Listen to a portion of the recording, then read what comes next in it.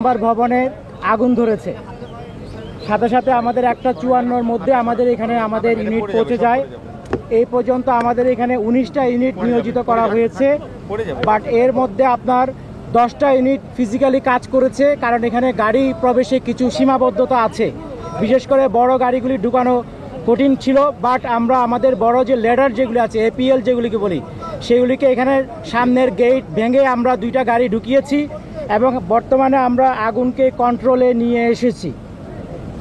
6, 7, 8, 9 এই 4টা তলায় আগুন ধরেছে এবং বর্তমানে আমরা আশা করছি আর ঘণ্টাখানিকের মধ্যে অগ্নি নির্বাপন সম্পূর্ণ শেষ হবে বলে আমরা বিশ্বাস করি।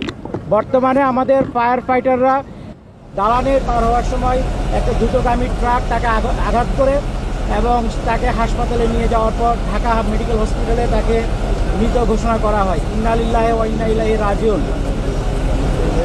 আর এখন পর্যন্ত আমাদের যতটুকু জানতে পেরেছি, এই ভবনে আভ্যন্তরীণ সম্পদ বিভাগ, আর্থিক প্রতিষ্ঠান বিভাগ, ডাক, টেলিযোগাযোগ, তথ্য প্রযুক্তি, শ্রম ও কর্মসংস্থান, যুব ও ক্রীড়া, স্থানীয় সরকার, পল্লী উন্নয়ন ও সমবায়, সড়ক পরিবহন, সেতু বিভাগ রয়েছে।